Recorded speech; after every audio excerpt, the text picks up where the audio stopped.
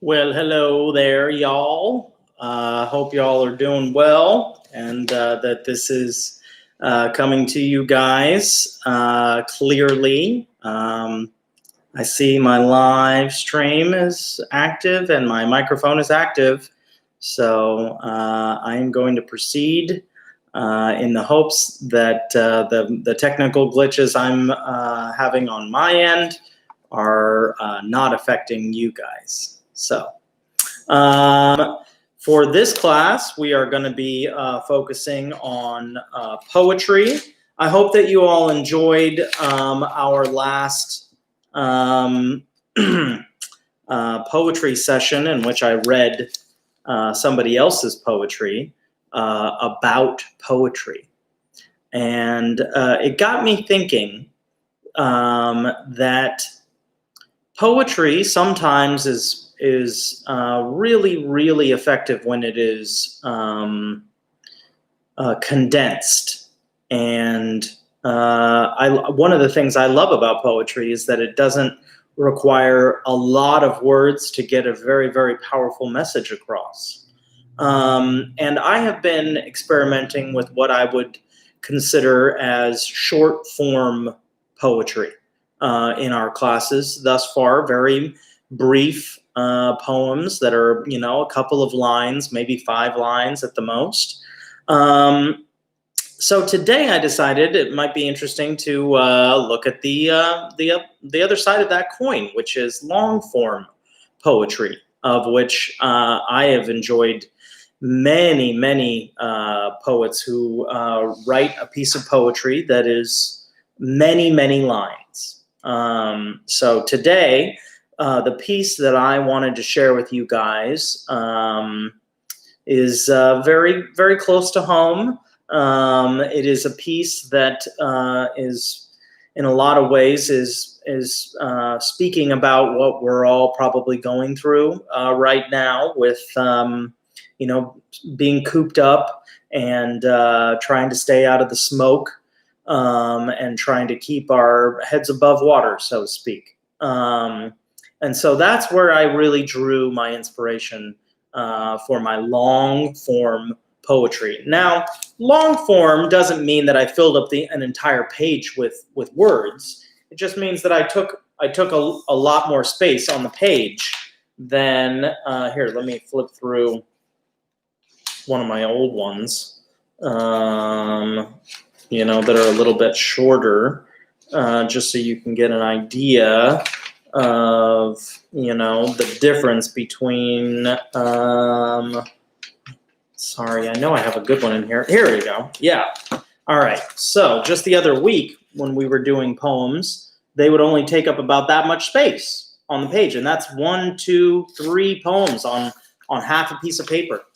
But for today's piece, I decided to fill up a whole page or most of a page. But I didn't write the entire line.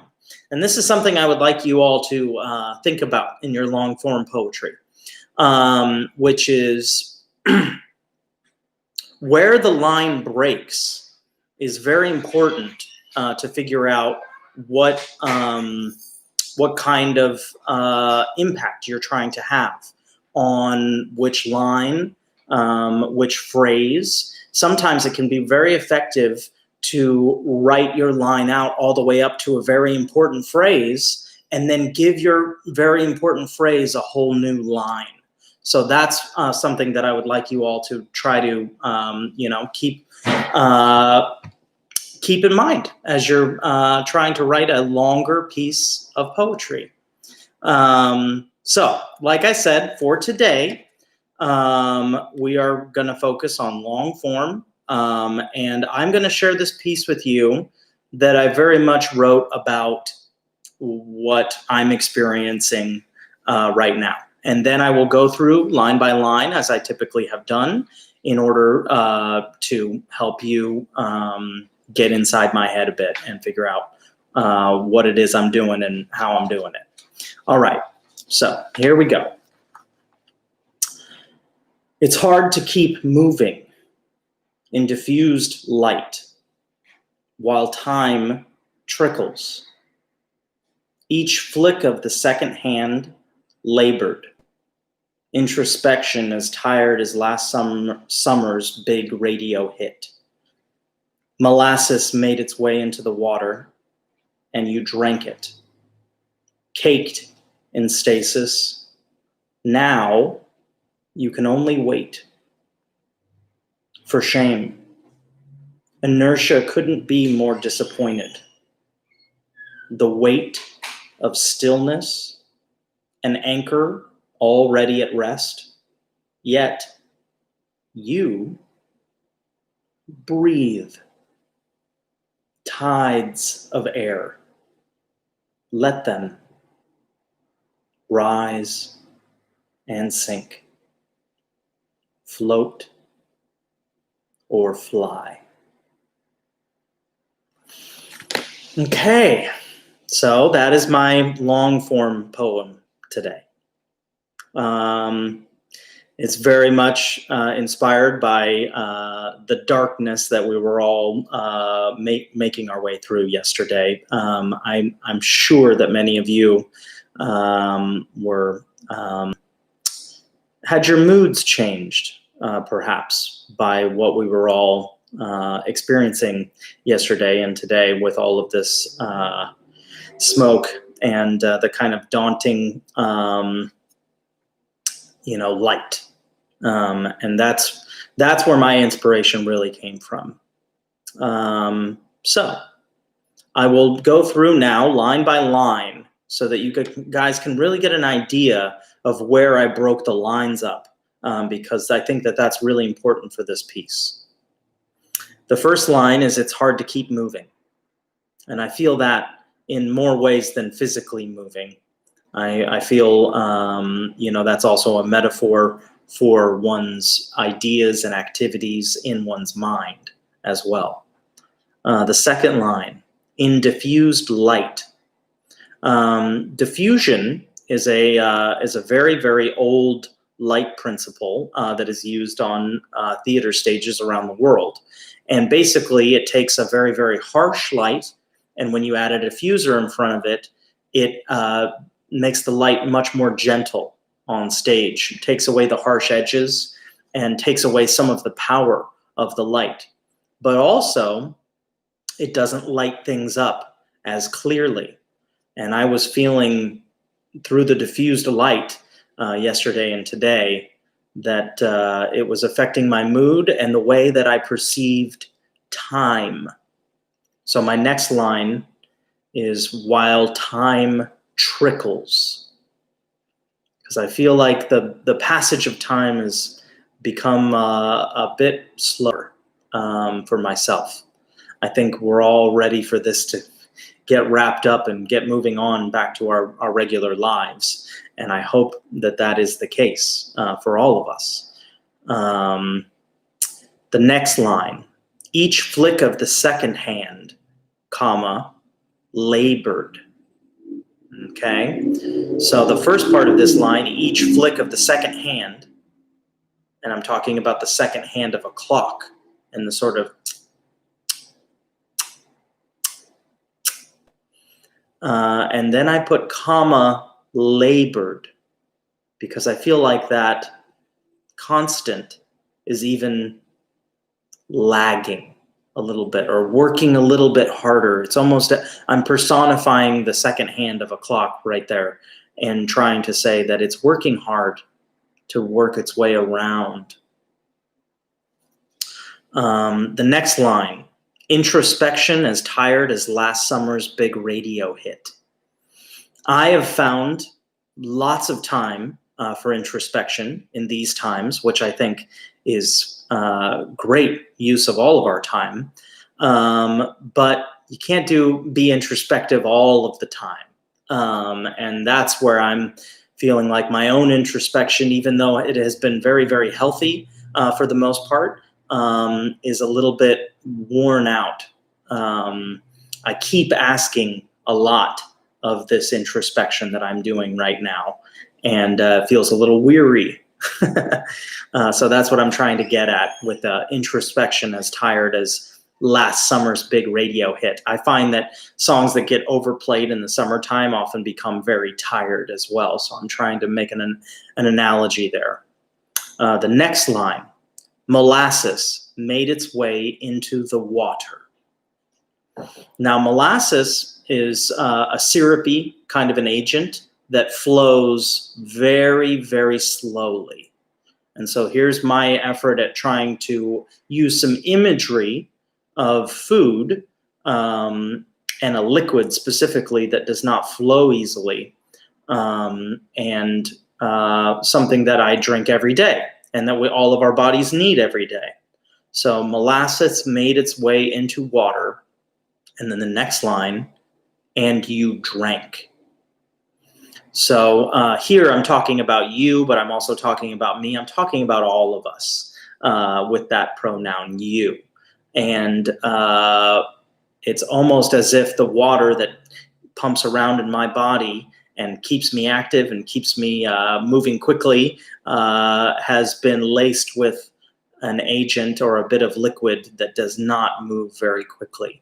So that's the imagery I'm trying to get at. The next line, caked in stasis.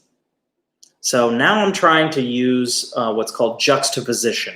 So I'm trying to talk about liquid being slow to flow, and then I'm talking about caking on something, which is a solid in its in its form, and different from liquid. Actually, one could even say if you had a bit of cake in your mouth, you would need to drink some liquid to get it all washed down. And stasis is just the regular place where you find yourself at today. Nothing extraordinary happening in either direction. And I feel like that's something that we all can kind of relate to a bit in these times. The next line, now you can only wait. Oh man, I feel like that one's kind of self-explanatory. We're all finding our ways of waiting being tested a bit in these times. For shame, inertia couldn't be more disappointed is our next line.